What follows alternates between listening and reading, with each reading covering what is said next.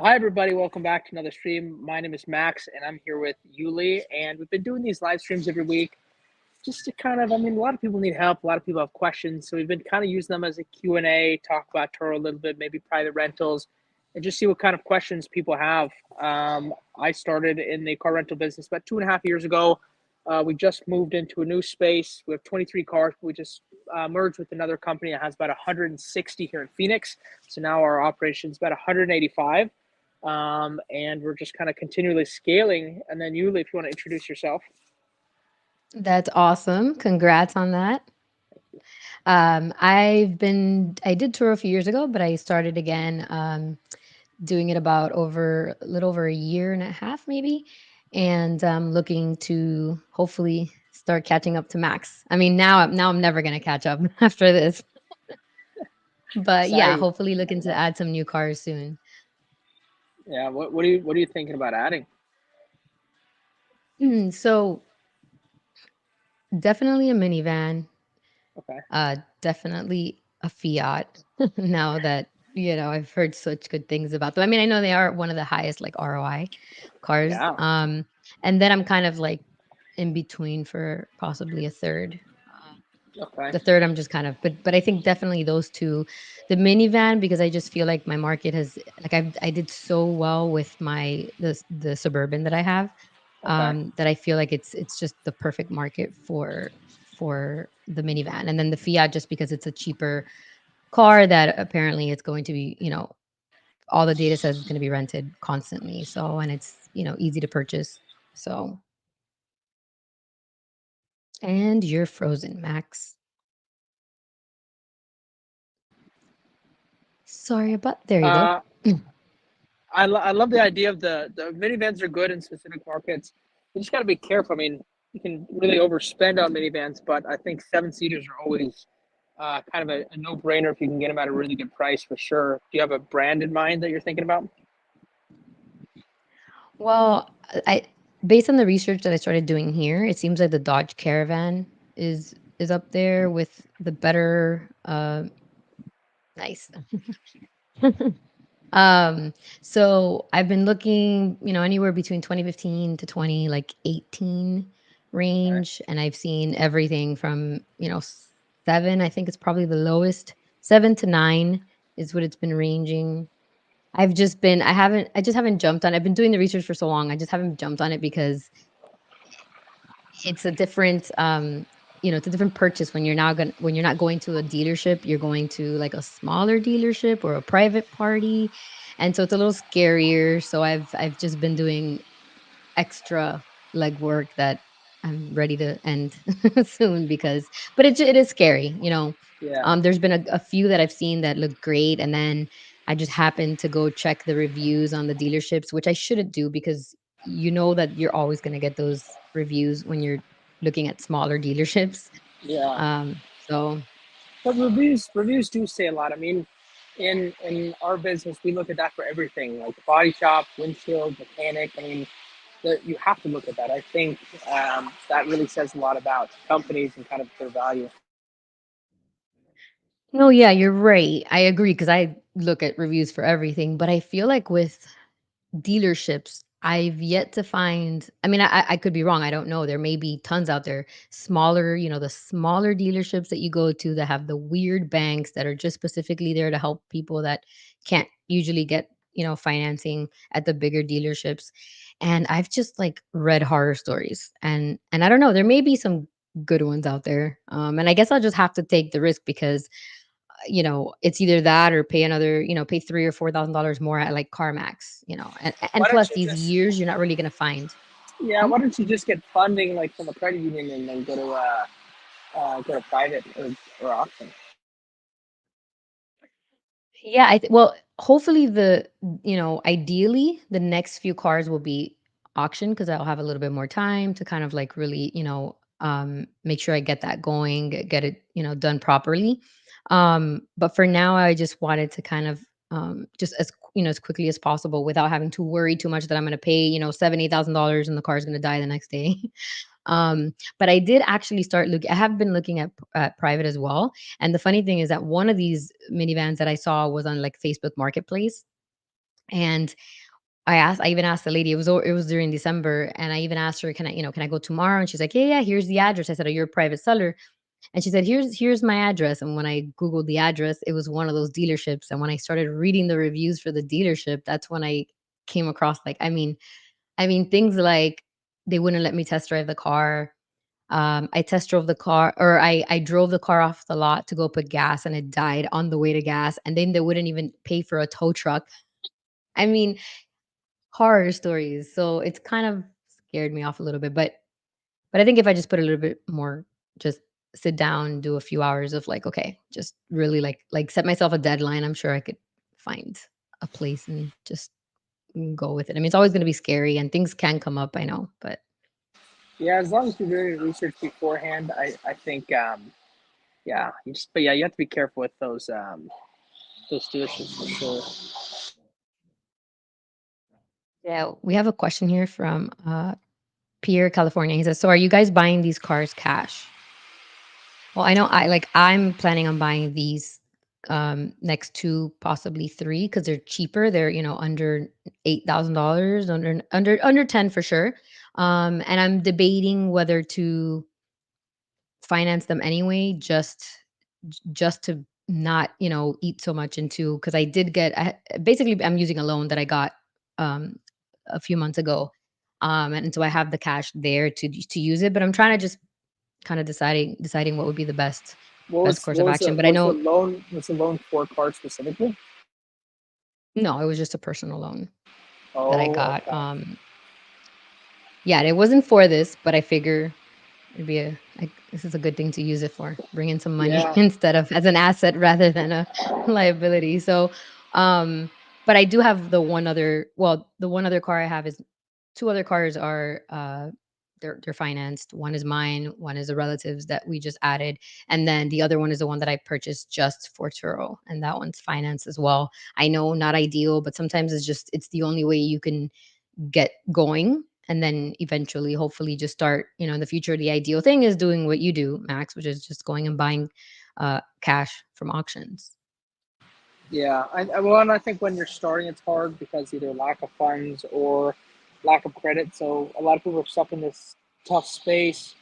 But I think you just get started any way you can, which is just be cash or finance, like find any possible. And then once you get to a level, I think the idea is co-hosting. Like if I were to choose between financing and co-hosting at my level, I'd probably, for the most part, prefer co-hosting. A lot less risk. You're not fighting depreciation, um, because that's something that people don't think about. So on the back end, they just lose a lot of money. But yeah, we're all cash right now, but probably won't last forever. What was the did you was it you that had an interview with a host that said that co-hosting that there's no money in co-hosting? Is that I'm honestly, Mhm. I probably made that video. I'm probably the one that I don't know if I interviewed anybody that said that. I could have, but I I'm was trying to against it remember for it. I was against it forever. I didn't like the idea. I thought you couldn't make as much money, and I thought I ran the numbers right. And then I've spoken to a ton of hosts since then that have real numbers for me. Um, and I mean, you can make good money for no risk. So, but you can't just jump into it in the beginning. I don't think gonna have to have some sort of proof or some sort of. I mean, I guess some people are gonna say, sure, like let's do it, but I think for the most part, you're gonna need some sort of proof or something to get started with co-hosting. Yeah, but then I still always wonder. I still am waiting to see, like, actual numbers, like you said, because if on average you're making $1,000 per car per month, then when you take the car payment and any expenses, any maintenance out of that, and then you split that 60/40, right? Like, what is the person here? I Well, mean, I guess you take the 60/40 on the gross. Like you don't take any expenses out and then do the 60/40. You take the $1,000 a month and then you take the 60/40. So you take $400 home, and then your cost would be like if you have a warehouse or an office space, if you have any admin or staff, that's where the cost would come in. But other than that, like you wouldn't be paying any payments or any costs in the cars. Anything that is associated with the vehicle would be passed down to the owner. right, right. So I'm saying for the owner, like, what are Oh, they? keeping, at the end. I mean, I know, Well, so it kind of, when I've thought about it, it makes sense for those that are like trying to do it for tax purposes. yeah, They're like, yeah. hey, I have all this extra, tax liability that I can offset by buying, buying two cars, or, to do this. But I'm really trying to see if it really truly like makes sense for somebody who just, wants to make a few bucks on the side, Mm, giving it to you to co-host. yeah. I don't know. I mean, it really depends on the cars. A lot of the time that I've heard about people wanting to co-host, they just don't bring the right cars in the equation. They'll just bring crazy expensive cars and have really expensive notes. So they'll break even and they're kind of getting principal down on it. But the problem is this depreciation on a lot of cars. So I'd say for majority of people, it's probably not beneficial. But for the ones that are smart and getting the right vehicles, I think it can be smart. But yeah, a lot of it's being done wrong, I think. Yeah, I still want to see like concrete stuff on that to be able to. I still I haven't. Yeah, I've heard from somebody charging, I think I don't know the actual number, but I heard that somebody is netting in their business post expenses 15 to 20% of gross revenue with co-hosting, which to me sounded really, really good. Like that sounds really good, especially in comparison to like an average. I mean, I'd say an average person doing Turo is probably, I would either guess 5 to 10% net post depreciation, or they're just not making any money or losing money and they don't realize it. I'd say a majority of people are probably losing money post depreciation and have no idea. Trying to see. I haven't calculated my numbers because I just downloaded my 2023 data. Mm, Recently, I'm going to be making a video on that, on again, just breaking down everything and what it ended up being. But yeah, because typically, so yeah, 15 to 20 should be correct, because if you're co-hosting, right? Because like on average, like car rental companies do like 5, maybe 10% is what they. I think it's like eight So, percent is the average, but yeah, you're right. You're right on the money from what I've seen. Which I mean, and they're different, and a lot of people try to follow that. They like buy brand new cars because they're trying to follow the new car business and the like big fleet experience. But the difference is like first off, they're not getting deals from the manufacturer, and second off, they're not doing private rentals, so they're losing like so much money by using apps like Turo, and they're playing a losing game right out of the gate. But yeah, that's a lot of people do that, like buy brand new cars and try to play it like Hertz Enterprise, but and they sound well, like that. and I actually read recently that they also get all these like, there's this loophole that allows all these car rental companies to not have to pay, I think it's sales tax on the cars that they're purchasing, which For actually sure, there's a current that makes sense. lawsuit.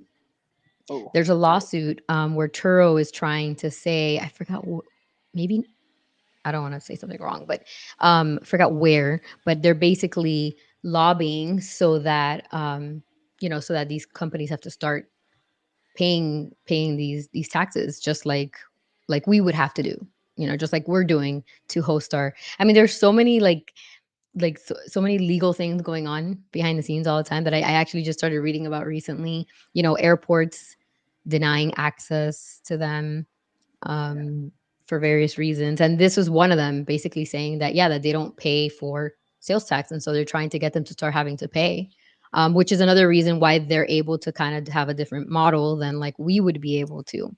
Because, yeah, yeah, typically you don't want to buy a brand new car because the depreciation curve is, crazy for a new car. And you're basically eating most of the depreciation from most of the cars, right? yeah, So yeah, I don't know. yeah. I don't know. Any Um, advice I'd say for people looking to play the game of car rental business like a big one, just don't do it. You're gonna lose that game. I know you will. Pierre has another question and says, can you guys touch on insurance like Lula? Is that just for more than one car? And does it have to be a business, LLC, etc.? So if you want, you Um, can take that and I'll add some stuff that I actually yeah. So just I've learned. I've heard about. We don't use Lula, but I know a good amount of most of the people I talk to use it. And I'm on people Lula think there's. now. Are you okay? People think that there's all these rules, but I know a guy that has one car in Lula. It's not an LLC. So I don't know if people are like calling them and getting denied or just seeing comments and not even asking. But as far as I know, from what I've seen, individual have they have one car, no LLC, and they're using Lula. Yeah, I currently have Lula, and I actually just have one active car right now because I tried to swap. I still haven't added the other one, and I tried to swap the one that I just traded in, and they still haven't processed it. So it's actually only one currently active. I heard at some point, I don't know if they changed that, that their requirement was two or three, maybe, People say but I the requirement's five. I've seen that. People have said that, but I don't. really because I've had two with them all year, Oh, so it maybe it's a state, but maybe it it might be a depends on, state. yeah. Yeah. Maybe it depends on the state because, maybe the prices we pay, depending on state. But I've had two, just two cars with them, and they're not on LLCs. The ones I'm going to be buying now, I'm going to be putting on under the LLC, but they're just under my name. So, Hmm. I did want to mention, since now that you bring that up, I did want to mention a few things. I'm still trying to figure out what's going on. So, like I said, I bought the car, I traded it in November, and I went online and I Okay. tried to remove one and add the new car. And I'm still waiting for that to process. I've emailed Whoa. them, I've contacted them. Thankfully, I mean, not thankfully because I'm paying for it, but I'm paying for Geico because in order to get the car out of the dealership, I needed to show some insurance. Um, so I put Geico on. So thankfully I have Geico at least in the meantime. Although again, we know that whole thing about, if something were to happen. Um, so I don't know what's going on with them. I actually had someone ask me recently during a call, ask me about Lula and like because they had heard that people were starting to say that some claims weren't paid or that they got dropped after claims. So I've been hearing about this too. um yeah, and so now with me trying to call, I've even tried to call your contact that you gave me, Yeah. uh, and the company directly a few times, and I have not gotten any response. I'm actually gonna be writing an Wow. email tomorrow because more importantly, I mean, obviously I need that car to be added because it needs coverage and it's just sitting there. It's been lingering in on the status is like requested.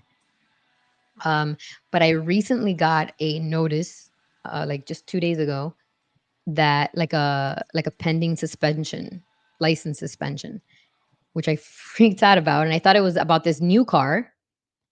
And turns out it's the car that I've had with them since like last year, October.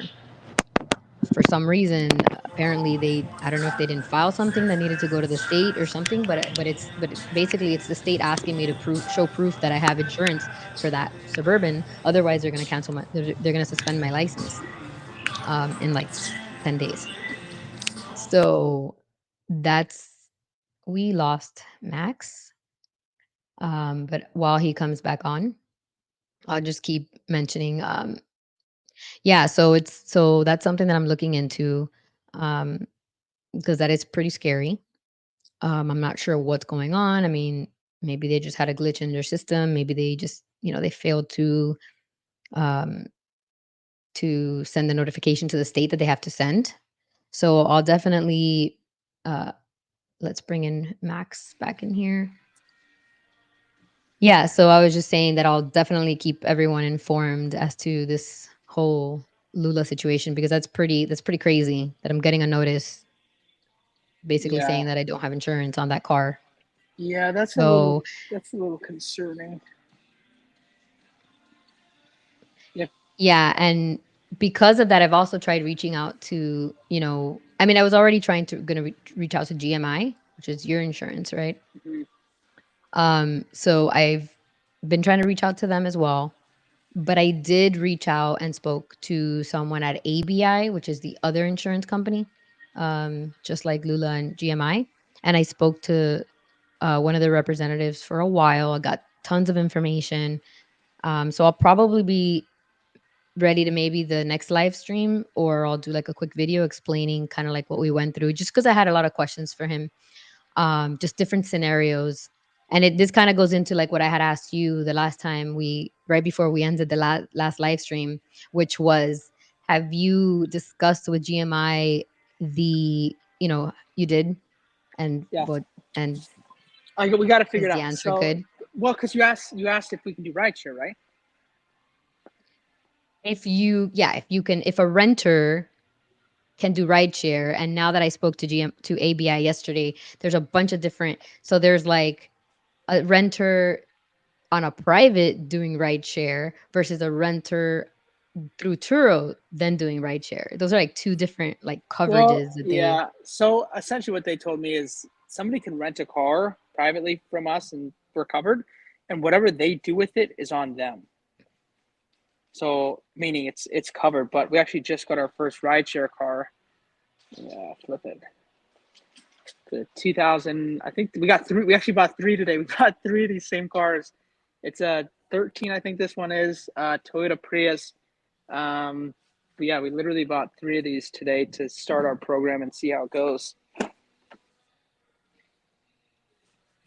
Yeah, this one's pretty clean. We have So getting you it just bought cleaned those right now. today at auction? Yep. Just like literally just got those at noon today, a couple hours ago. So most of these cars, again, I think you mentioned this last time, but they don't. Not all have like body work to do or mechanic work, like, right? No, Or like no. just I mean, minor. auctions. I mean, there's different reasons auction or dealers sell their cars at auction. Typically, it's because they've had it on their lot for too long and they have to get rid of it after a certain period of time, or else they just lose money. So they'll just get rid of it. Sometimes they'll do it because of mechanical issues, but for the most part, it's not. Like this car is. I mean, it's a super clean car. Honestly, there's nothing wrong. The tires have good tread. Paint is in super good condition for how old it is. Has like What 140,000 years are miles. they? We got a 2008, which is a Gen 2, which is the ones we wanted. This is the 13, and then we got a 2010, all about 150,000 miles. This is the 13. I think this looks like the Gen 3. Um, leather seats. But yeah, this one, yeah, no mechanical issues, nothing. I mean, it's just super clean car. But I mean, that's there's sometimes where you will have mechanical issues, and you're able to get them at a lower rate, lower price. With that into consideration, which is you have to fix it or do something to it. And the 2008, is that just for private? Because you can't put that one on Turo, Yeah, that's right? that's just for the private Uber program. We won't be doing any no Turo on that, none whatsoever. Oh, okay. So these are specifically for, yeah. That's one of the things I kind of confirmed with the guy from ABI. Basically, you know, you can rent it on. They have, like I said, they have the coverage for if you want to do private rentals, and then somebody takes it to do Uber. But you're Mm-hmm. saying that they told you that like they don't. That's not your problem what they're doing when they rent the car. Supposedly, that's what we've heard at least. I mean, it's kind of, I but it makes sense. It's like it's kind of like Toro. I mean, if we verify insurance, if they have insurance, like it doesn't matter what they do, because if they crash or something, it's going to go on their insurance policy, and then if something happens, which would be the same as Toro, ours is kind of secondary. But I mean, theirs is going to be primary, no matter who rents in. So I don't think GMI really cares about any of that stuff. And what about I'm drawing a blank now, but there was something else that I was trying to confirm with them. Oh, the personal thing. So, have you kind of discussed with them the whole thing about no? Because ABI, Lula, they have this. Oh, it's 200-300 miles for business use. But and that's one thing I really drilled into yesterday when I spoke to him, because I was like, "Look, I just wanna do things. I like to do things the right way. I like to be on the couch knowing that, like, nothing bad is gonna happen, Yeah, at least not by anything that I failed to do," you know? yeah, Um, and I said, "I would love to have the cars on a policy where if one is not rented, I never use my cars personally, but if one is not rented, I wanna know that I can grab it and take it if I wanna, let's say, go on vacation with it, that it's not yeah. an issue." And he's What like, they say. "Look, he said you can use it." He said you can use it as long as he says you have 300 miles. Basically, saying that the 300 miles are yours to use. Is this personal? Okay. What, yeah, what they're not wanting is somebody to, for example, try to go on Lula and then have like the car on like a private rental all the time, not on Turo. But then they're trying to get cheap insurance Mm, or trying to get just personal cheap insurance through yeah, Lula. and And I that's what they're trying to avoid. and I understand that. The reason being is when it's on Turo, it's covered as long as you follow TOS. 80, 90. But the people that and I completely understand where they're coming from, because the people that use Lula and have their insurance, for some reason, I don't know what's wrong with them, but they think that Lula is the primary insurance, so they don't verify anybody's insurance. If somebody gets in a wreck, like they'll just put it on their Lula policy, which is super messed up. So in that sense, You're saying private oh private yeah, rentals? oh yeah, I talk to people. I talk to Toro hosts at least once a day, like just different people will call me or message me or something. And most people that I've talked to don't verify insurance and think that Lula is the primary insurance. If something happens, if a renter gets an accident, that accident's going on their Lula policy. They don't even verify the customer's insurance. So I get where they're coming from, but they could fix that if they Was why? Just what? require it. Just Yeah. require it.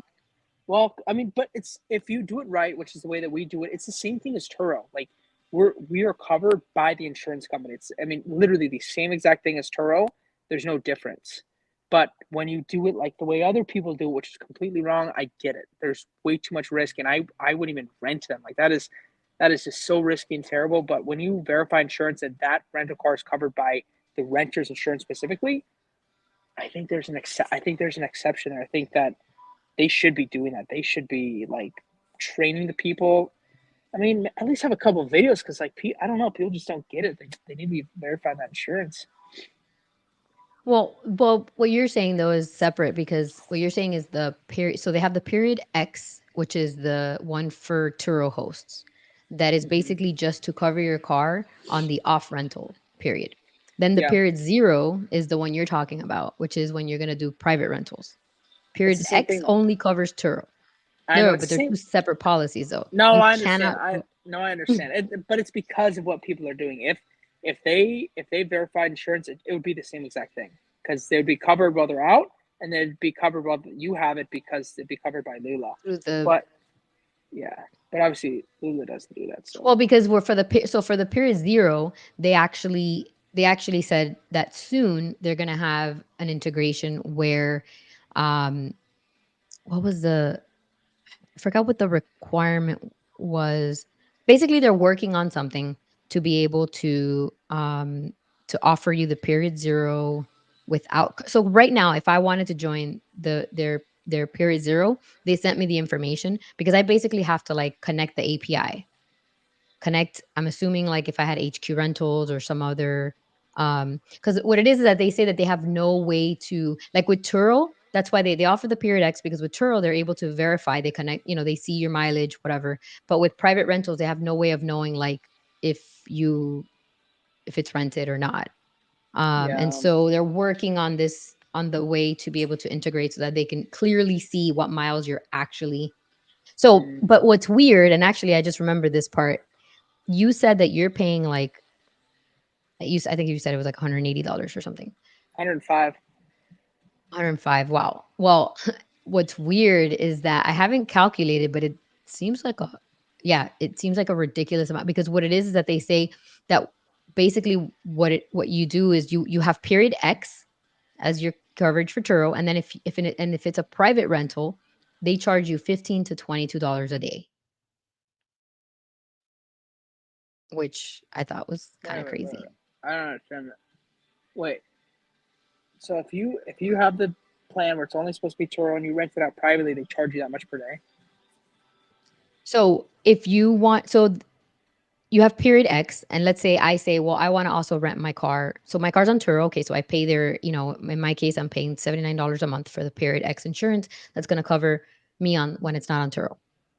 If I say, well, I also want to do private rentals, they said, okay, well, that's fine. You don't have to pay anything extra for it. You only pay if you use it. And if you use it, so if I rent it personally to someone off of Turo, I'm going to end up paying them.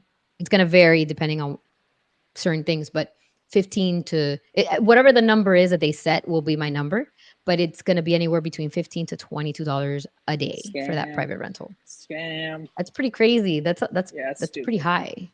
Yeah, that sounds like a big old scam to me. I wouldn't touch that with a 6 foot pole. Yeah, that sounds terrible. I wouldn't touch that. Let's Yeah, I check don't out know. this comment.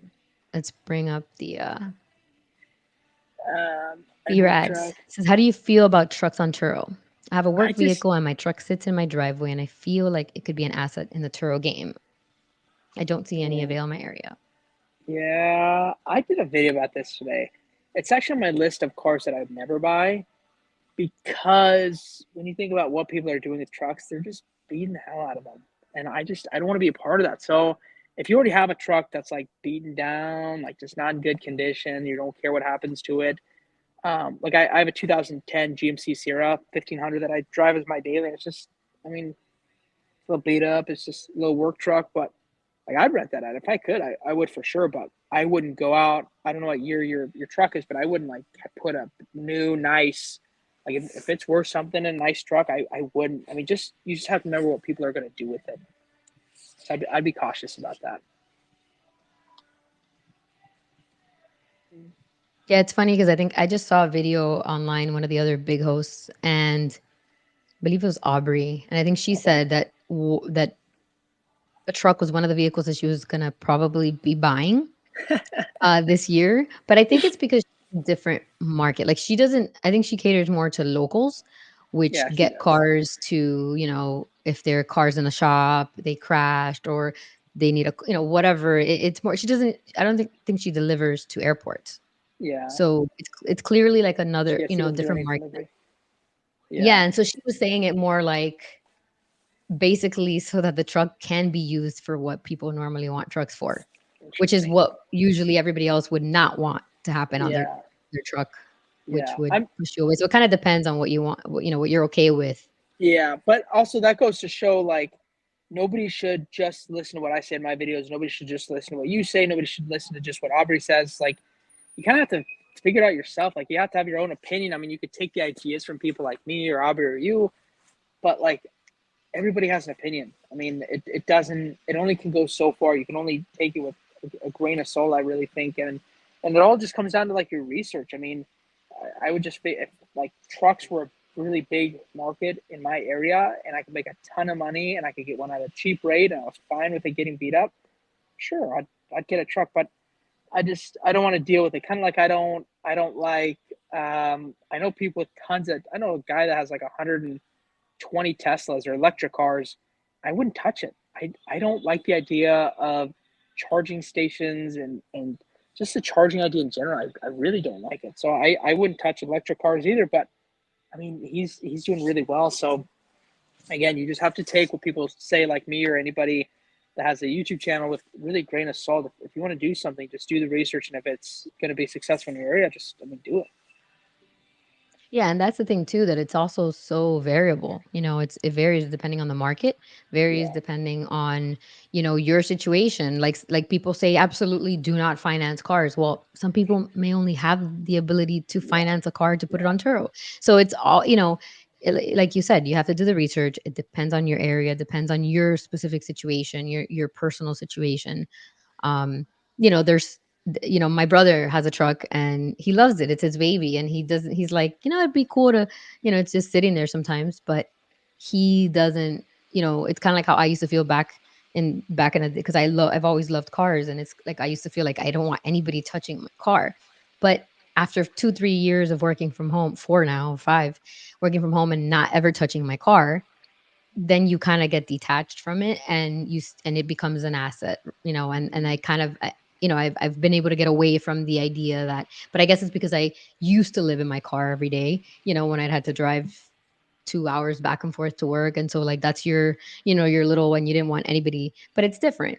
And so yeah, I think it just depends, also depends on, do you are you okay with, letting go of it a little bit and to bring in some money, or is it just not worth it to have the hassle of, if you really like your car and you don't really need the money, that, it just yeah, depends. and But yeah, yeah, trucks are probably going to be used for, you know, for loading and hauling, and so that's just something to think about. Yeah, for sure. And if anybody like doesn't want their car messed with at all, like is very protective of it, I wouldn't do Turo. There's so many bad things that can happen to it. Not to scare anybody, but like I mean, people do some crazy stuff. Like I mean, the amount of cars we've had smoked in, the cars that we've gotten back that are just filthy, disgustingly dirty. It kind of changed you. Like at first, I was a little protective. I was like, I don't want any of my cars dirty. Like I just want to see them clean. I don't want them to get too beat up. And then at some point, I'm like there's nothing I can do. There's only so much I can protect my cars. So at some point, you kind of just gotta either let it go or not, or not do it. I mean, like any car. Yeah. Even a car like this. Like you just, I mean, you're just kind of it's at a risk. I mean, anything you put on there is gonna be at a risk. Yeah, I think it's different when, Turo first started and people were just doing their own cars and, they were still attached to them and they were still able to say all of these kinds of crazy rules, like you have to bring the car back exactly how you got it, and it's moved away from that a lot now that, it's become a business for a lot of people. People have fleets. So it's a little different. You can't expect, you're supposed to be catering to the customer more than, trying to find a way to like get Yeah, back at them or get something from them from dirt, for dirtying your car. Like, for example, that I think I had one of my 32-day long trips. I was actually cleaning it myself yeah, and I like reached under the under the seat. And I think that's one of the ones I had like rented a car seat and I stuck my hand into what I think was like chocolate fudge or something, chocolate like pudding. And I was like, oh God. And, you know, yes, it's not supposed mhm, to come back with that. Yes, I probably could have, like, charged, "Hey, like, look, you had food under the seat." But I'm like, it was a 32-day trip. What am I gonna get? 50 bucks, 100 bucks, as opposed to possibly getting this person to rent my car again in the future? I'm just yeah, gonna piss off a customer, even though it's clearly their fault, But I just swept the thing, I cleaned it, I wiped it, and I was done in, like, 5 minutes, and then I could yeah, possibly get that customer to come back in the future. yeah, And those are the things yeah, you kinda have to, like. I just I was looking yesterday because I was gonna do a video coming up of, like, just the earnings for 2023, but also, like, a short as to, like, what's the highest earning, and it's funny because my highest earning trip was, like, $3,100, and that was the 54-day trip.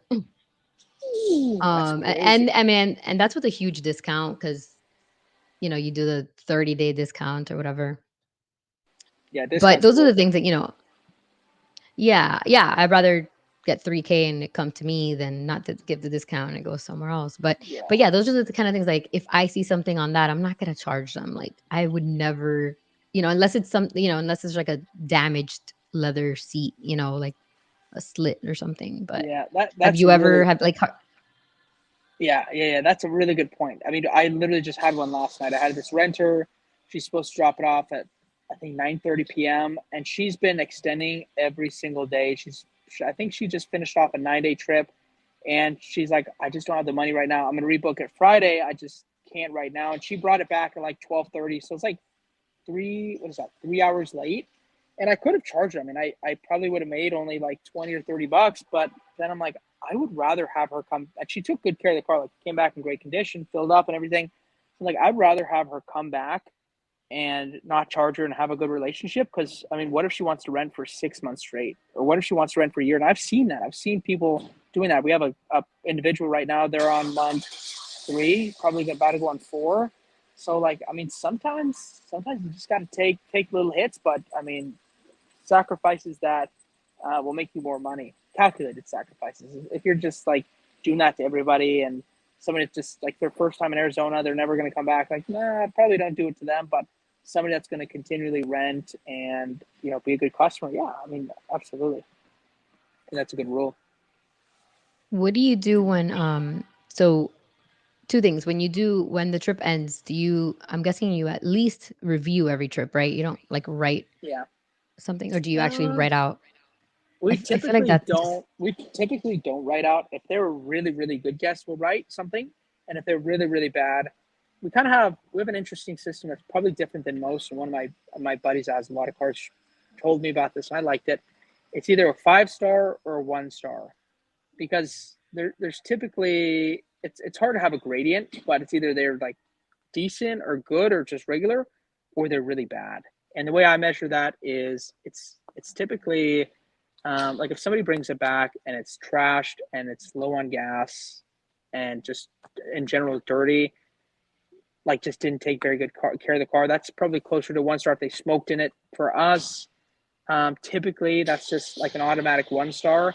But other than that, like I mean, we give 5 stars, so we're pretty great or pretty generous. But yeah, we have that gradient. Like we don't do any 3 stars if we're not sure. Like they're okay, but we're just like there's been probably 2 times we haven't been sure. We won't even review them, but um, that's pretty rare. It's probably happened twice in like 1,200 or 1,100 trips or something like that. What do you select at the end when after you do the review and it tells you to give like if you want to give like that like a future Percentage. discount? Do you ever Uh, we just started doing that. Like yesterday, my brother called me. He's like, "Oh, we gotta start doing this." And I don't know, I don't know what it is, but I know that he talked about setting that up. So I think that is it. That is what we're doing moving forward. Do you do Yeah, that? they recommend like the recommendation that, Turo tells you there is 15%. And I don't know, I've just been putting 10 always because I'm like, it's giving them something, but it's also not like a huge thing because I Yeah, already give so many discounts in the front yeah. end. And I feel Ten, like they had 10 a good, seems fair. they all have a good experience. So 10 seems they'll fair. probably come back. Yeah, 10 seems really fair. I think that's a fair amount for sure. We have a question here from 901D Calloway says, what are the top Turo offers you use? Like the discounts for Spiffy or Bouncy? Mm. Well, since we had 23 and now more bouncies, I mean, we use that all day long, and they only give you two at a time. So I've like maxed out I have like 10 emails or something, and we've ordered them from all my emails, all my brothers. Like we've used all those, but that's all we use is the bouncy, and the not anymore, but we used to do the inspection, like the virtual inspection. You set it up and they do it in like 5-10 minutes. Like that's legit. 15 or 20 bucks, maybe 25. Like that's those two are the best things I think that I've seen. What do you use? Yeah, I did that virtual inspection one time. I Those thought it virtual was such a inspections are sweet. joke. But I think now they're gonna get a little stricter with that I know from what that's I what he read. said. That's what he said. I'm curious to see how that goes or what they're going to do to make it more strict. Well, I read so one of the things was that they're going to require like a licensed certified mechanic to sign off on certain They've already been things or they've something already like been that. doing that though. They already said that. It's on the paper, isn't it? On the inspection? But the inspection doesn't check for everything. Like it checks for I don't remember. I don't remember. I will be reading up on it again because I know I skimmed through this and I was like, wow, I saw some really strict things about battery lives, like Yeah. which is not Yeah. bad. I mean, it's not bad that I mean you should be doing this already anyway, just to prevent, uh some, guest car dying in the middle of nowhere and then, it's looks bad on you. Turo's gonna resolve it by sending some other car, but it'll just end up being bad on you. Yeah, that's true. Another question. Erad says, appreciate guys, thanks. You're welcome. Let's bring up another. So Callaway says, is buying from a dealership worth it or should I try to hold out for an auction? I mean, well, you know more about dealership, but all I know is I've seen everything under the sun, and like you're gonna get. There's no question you're gonna get your best deal from auction, like no matter what. So, well, unless you overbid for it, which is possible if you don't have somebody experienced doing it or you're trying to do it with a dealer license. But that's you're gonna always get your best at a dealer auction. You're 9 out of 10 times or private that as well. Like you can get really good deals from both. Yeah, I guess it just kind of goes back to what we were talking about earlier, which is, your financial situation. If you can go buy it cash, then your best bet would be buying at an auction. That's where you're probably gonna get it the cheapest, um, or like Max said, even private sometimes. But if you can't and the only option you have is to go to a dealership, then, so it kinda just depends. Um, I think something to also consider is, you know, can you if you're trying to decide between, getting 3 cards versus 1 car, if you only have cash for 1, but if you go finance them, now you can get 2, 3, 4, then that's something to consider as well. Yeah, that's true. I mean, at the end of the day, it's just like how much can you net? How much can you net with finance cars versus paying in cash? I mean, that's what I'd worry about post depreciation. Like that's I mean, at the end of the day, that's all that matters. So I mean, if you can get a Nice better deal backdrop. somehow, um, makes sense. But Nice yeah, it's backdrop just there. I know I keep switching around. I know we're gonna get comments. We're gonna get comments. Tell Max to just stay still. I have ADHD. I can't. Um, but yeah, it also now with the interest rates being so ridiculously high, What is the Fed at right now? What's the it's average interest rate? something that's 8, it's in the 8s for good credit. Ooh, I would probably 7s because I've seen like when like I just did mine, but so to give you an idea, 2 cars ago, my rate was 0.95, and then this car was granted. I think that one, I don't know if that one was considered a new car, like my personal car. But now when I traded it in, I got like I want to say like 8, but it's because I made it such a long term because all I care about right now is lower payment every month so that I could, so it could help me more now. And then yeah, eventually I'll probably get to a point where, I just run the numbers and mathematically I get to a point where, okay, I want to get rid of some of this interest. Because the interest that you're going to pay it now, you're going to pay it, and so obviously the shorter term, the less interest you're going to pay, but the longer term, the more cash you have now to do other things with, maybe buy another car quicker. That's going to then bring in more revenue. So it's just, you kind of just have to run all these numbers and see what it is you want to do yeah, and what helps you with what it is you want to do at the moment. If you're not planning on adding any more cars, bringing any more revenue, then yeah, maybe try to lower your interest rate because in the long run, you're going to be paying so much more interest. The longer the term, and if just financing from dealerships, it's true. but yeah, it just kind of depends on Mhm. your situation, and then run the numbers. Yeah, just from the numbers for sure. We have a question here. Stefan says resources on breakdown for insurance setup on private rentals. I don't even know what that means, honestly. On breakdown for insurance setup Yeah, what are private you what are rentals. you referring to? Because we don't. I mean, um, yeah, I don't Can you give us a know. little bit more? Like, Yeah, more info for sure. are I you have no saying idea what just that's referring to. on breakdown for insurance setup on private rentals?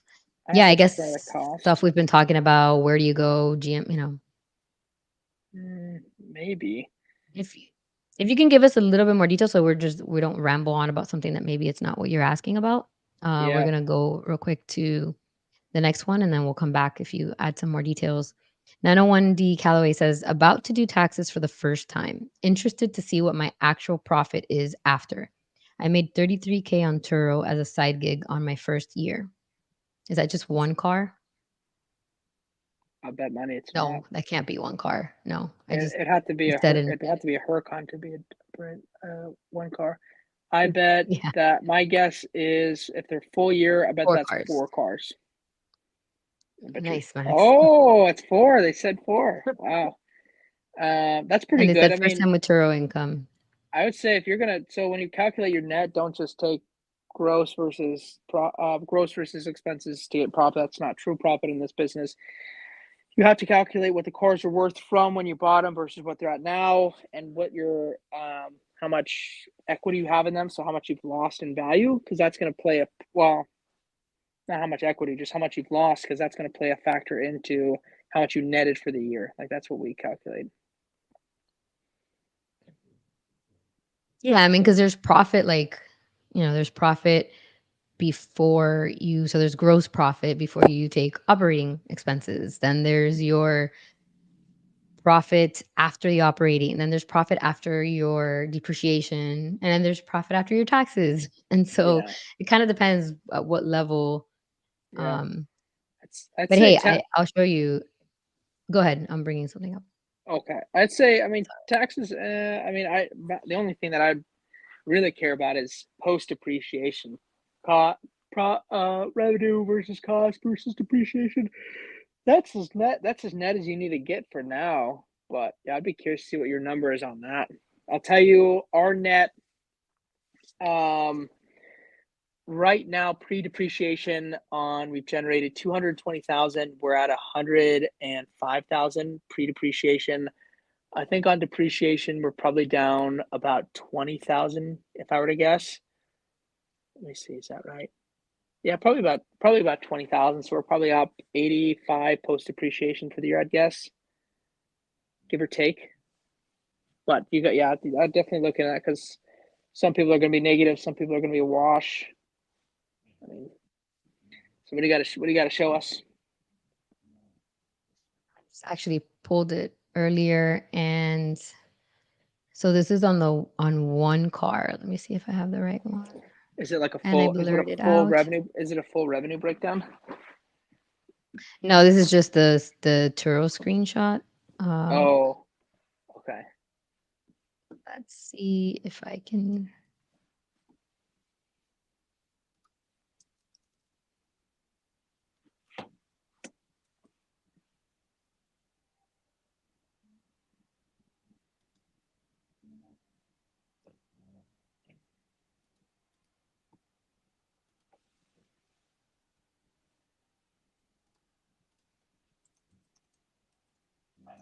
Yeah, so this was so that was that one car. That's why it's not too crazy. I mean, obviously 30 or 33 was. What'd you buy it for?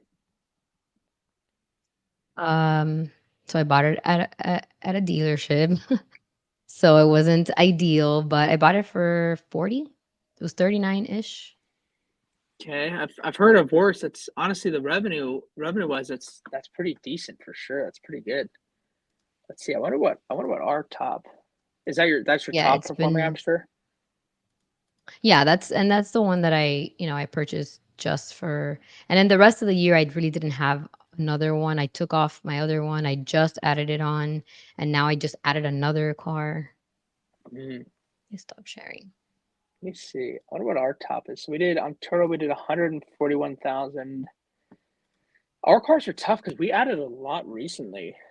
Like a lot of them, the revenue is going to be just from the past couple of months. Let me see what we've held for longer though. Um, I'm curious to see. Yeah, you might have us. You might have us beat. You might have And that I'm might be curious more while than you're looking for that. I'm curious, yeah. 901 D Calloway, do you keep track of all of your, expenses? Like, do you have an idea of what your net is now before you go and do your taxes, and your accountant kind of like goes through all of your, you know, uh bank statements or however it is you do it. But I'm just curious, like, if you have an idea right now of what that's gonna look like before he does his, adding in their portion. Just curious about that. Yeah. Yeah, I'm gonna show you. This is probably one of the best cars. Let's see. Oh yeah, this is a good one. All right, it's not gonna be. All right, I'll just show you. All right, so this is 2022, but this is our 2000. It's a 2012 Ford Fiesta. We bought it for $5,600, and it made its money back two times in 22, Wow. which is freaking nuts. That's what we did in 21.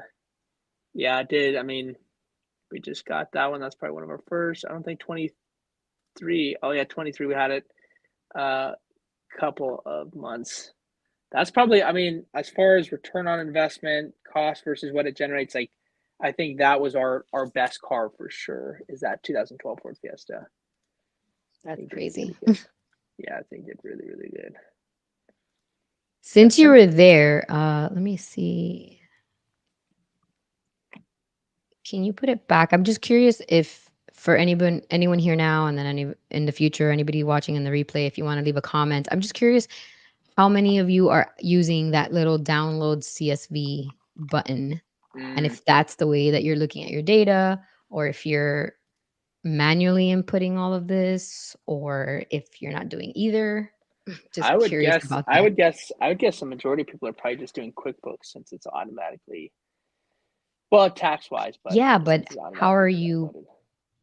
Okay, so I guess they're just okay, because if you're doing QuickBooks, then you're basically just going to be pulling in your expenses from your, your bank account, wherever. Hmm. And then you're going to be just so you're going to be pulling in your expenses, possibly automatically, and then you're going to be pulling in your deposits from Churl, and that's all Hmm. you're going to be looking at.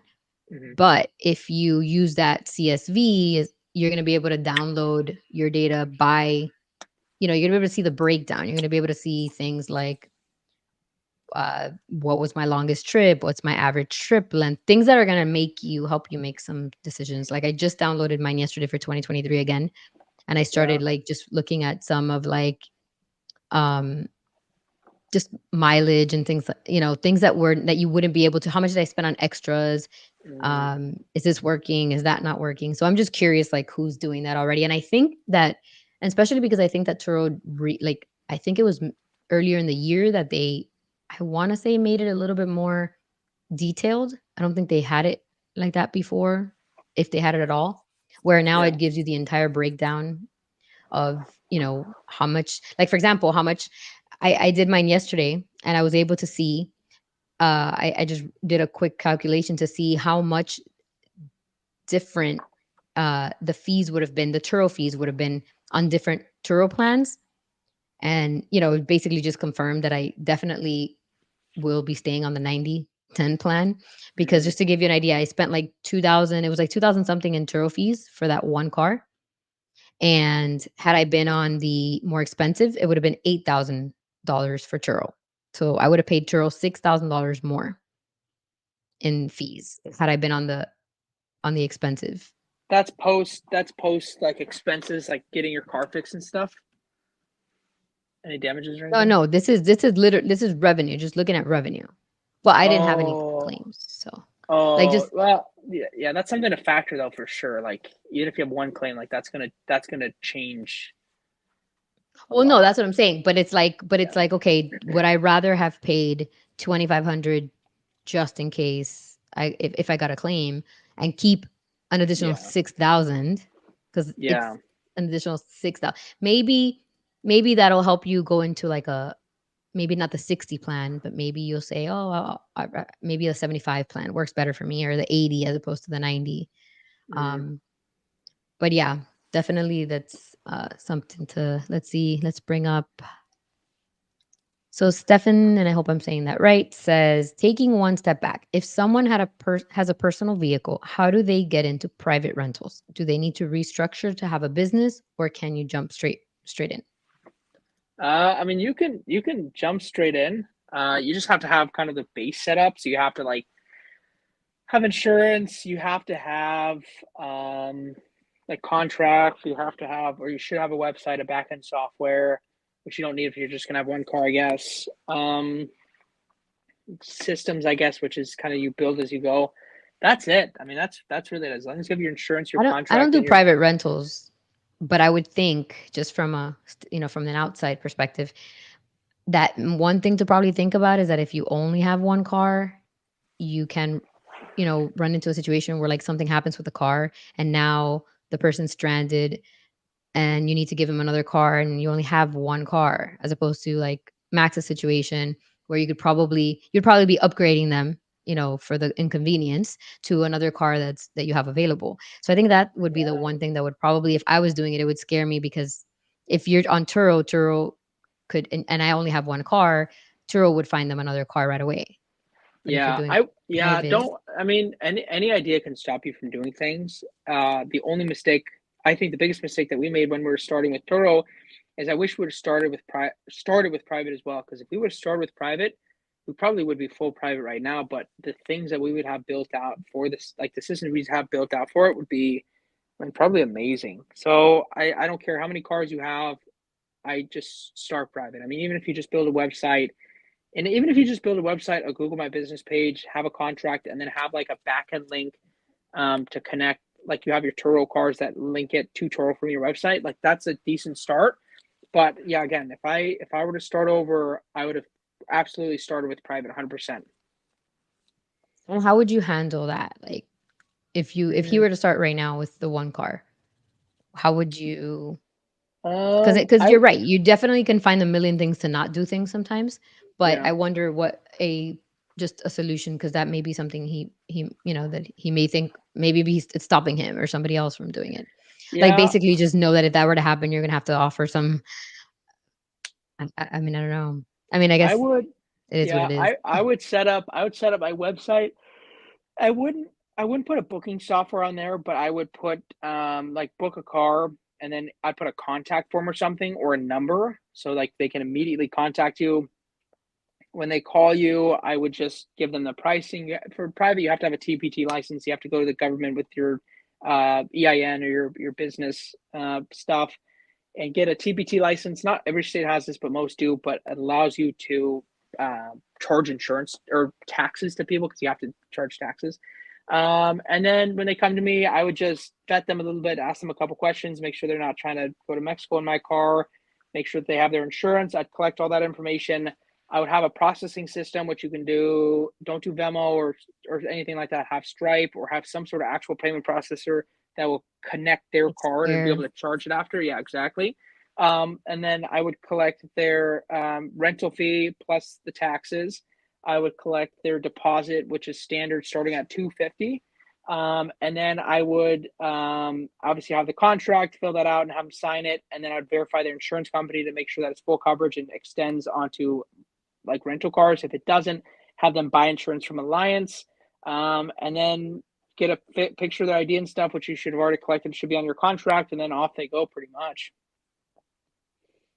And then when they extend it or if something happens, the deposit only comes post reservation. So right when they bring it back, that's when the deposit starts to get used. If they need to, if you need to charge for like smoking, or if you need to charge for like gas or something like that, never allow people to extend the reservation with the deposit. So yeah, so they're probably going to have to answer their question. Then based on what you said, they will have to restructure as a business. They're going to have to set up a business. They're going to have to get an Well, if they have EIN an number, LLC, because well, I yeah, if they have an believe in order. LLC though, they're fine. Did he? I don't think he said that. I think he said, do they need to restructure to have a business? Oh, So I'm yeah, if they, assuming that yeah, if they don't have an LLC, they're going to need one to get their TBT license. to be able to charge sales tax, yeah, the Hmm. sales tax and all that, and then you have to, and yeah, I mean, that's why, like, in my case, I think that's great, and I think I would probably is something that in my case I would like to, get into maybe at some point. But I just feel like for one car, like, to start off, like in my case personally, it just, and I know how to do, like, I've opened a ton of LLCs in my life. Like, I've done a lot of these business things. I pay quarterly returns, the tax deposits, the federal deposits. Like, I know how to do all that. But even hearing all of these things, it still kind of like seems like so much work. So, like, in my case, I'm trying to find like, what would be the reason to do it with just one car, to have to do all, you know what I mean? Yeah, I I I, mean, I know it's not I'd what at you want to hear least because you love private. Yeah, I'd at But least set up. I'd at least set up parts of the process. Like at least set up. I mean, at least set up your website, and at least set up your Google My Business page. So then, when you are ready to do it and have a contract, I mean, that stuff you don't have to go crazy over. But at least when you are ready to do private, then you have at least those parts set up. Because I mean, those are, it's all not difficult, but it just takes time. And those are things that you can use with Turo, especially the website and Google My Business, because it's just free traffic essentially. So I would absolutely set those up beforehand. well, and the other thing is, because you said it's a personal vehicle, just the whole insurance thing. Just make sure, however you do it, that you look into the insurance thing. Because if you are using this if you're going to be using the car the time that it's not rented, and let's say it gets rented just 1 week out of the month, that's something that the insurance company is going to want to know, and you're going to have to just make sure that this insurance is squared away. Yeah, well, yeah, as long as you have insurance, you should be fine. But I don't think the only thing that I would be worried about is liability. Like if somebody wants to sue you, they're going to sue the individual, not the company. So if you own a house under your name and then you have your car under your name and they sue, like now they have access to both of those versus an LLC. And for us, we own 20 whatever cars in our LLC. So that's all they have access to. Anything else we own, any assets or personal cars that we have won't be touched. So I would probably be nervous about that. So I'd probably get an LLC and put it under the LLC for sure. Well, but we already isn't it that you're not going to be able to do it without an LLC because of the sales tax situation where you have to charge sales tax? Yeah, yeah, you're right. Yeah, yeah, that's It's true. probably Yeah, something you I'll have you to have look into yeah, for you your do have state to. specifically, what the requirements are. Yeah, but you're right. I mean, some I've heard about some states not needing it. I don't. I just heard this one person. He messaged me and said that their state doesn't need it, which I didn't look too far into it. But yeah, just look into it. If you need it, you're going to need an LLC to get that for sure. He said, "All your cars you rent out are not the ones you drive personally." Mm-mm. No, I have one personal vehicle for myself. Better Um, than that. yeah, so there's a whole like, in our other streams, we've talked about a lot about this and all the insurance requirements and how crazy it can get, and how a lot of the private insurance carriers do not want you to do Turo, and if they find out, they will drop you, which is not the worst situation. That's probably okay. The problem is if you get into a car accident, like personally, when you're driving the car personally and you're at fault, they can potentially come back and say, no, we're not going to pay because you're on Turo and we don't want our cars on Turo. And they could just void your policy. So that's the thing with the whole driving it personally, that you want to just, I have a video on insurance, and I think Max also has a video on insurance. And then during our live streams, we've talked a lot about it. Just make sure that that's the one big thing, because that's one thing that you can get into a real like big trouble on if you're not, if Yeah, if nothing happens, you're fine. But if the moment something happens and you need cover, you need a claim to be paid, then that's when it could become a real big thing. So just make sure that that part is really like squared away. yeah, yeah, absolutely. That's important. That's all I have time for tonight. But I appreciate everybody joining. I appreciate all the support. Definitely check out Yuli's channel. And everybody that's watching mine, I appreciate the support and continue watching if you want to learn stuff. Yeah, Yuli, do you have anything to say before you end this? Yeah, no, thanks. And sorry guys, maybe we can definitely, these comments that are on here now, we can we'll get to them the next time. We'll be able to save them, and so we'll bring them up first. If we're trying to do these weekly, so hopefully next week we'll go ahead and set it, and just make sure you set the notification so you can jump in, and we'll make sure to have these answered. Um, and they're asking what a YouTube. So I know. So I see Callaway, you're on King of Rentals with Max, and my channel's right under my name. It's Engineer Your Life. So to everybody, make sure that you're subscribed to both of ours, and yeah, and just look out for all the constant videos of Max's outfitting. And Max, did you want to mention your event? Oh, yeah, yeah, yeah. January 6th, we have an event. Brandon and I, who we run this space together. As of today, we have like 132 people signed up. It's gonna be in Tempe, Awesome. Arizona. Yeah, it's crazy. Like yesterday, we had 105. So it's been Wow. growing rapidly. We have three speakers coming in. All of them have 200 plus cars. Just like some Are you really going to be live talented. streaming that? Because I think I saw. Yeah, we're gonna Oh, we're gonna that's live stream awesome. it. Yeah. So I mean, even if you That's a good just idea. want to be there as far as live streaming, definitely get your ticket because we'll be sending out information for that. But I'm gonna put it in the chat. But definitely, if you can make it, great. If you can't, just be a part of that live stream. I think it'll be very insightful, especially the people that are going are crazy smart. I mean, if you think either of us have any decent ideas, like these people are crazy, crazy smart. Yeah, that's So awesome. I would have loved to have been able to go. next Um, one. yeah, so you'll go ahead and put it on there. Yep, just put that in. Yeah, and just as a reminder, if you guys have any questions, both Max and I do like free 15-minute calls, and we also have consultations. Max does, um, consultation calls you can set up for, Turo and then private rental coaching, and then I do for Turo and for my tech uh, side, which is the main focus of my channel. Um, and we're also going to be setting up just some, like I just set up some memberships, so we're working on that. Where, for example, you'll be able to have access to certain templates and things that we create or that we use. So just make sure to look into that stuff. Yeah, And absolutely. I'm actually gonna be doing the last thing I'll say is I'm actually gonna be doing a series coming up, because I'm gonna be, like I said, I'm looking into buying 2, 3 more cars. So I think I'm gonna just document the entire series from the beginning of Nice. the research. I know I've had questions about, oh, can you show us how to use Turex and how you do the research? And so basically just documenting that, documenting possibly if I do end up going to a dealership or private or whatever it is, just going there, buying the car, listing it again, even though I have that tutorial, just kind of like documenting the entire process. So should be Nice. interesting.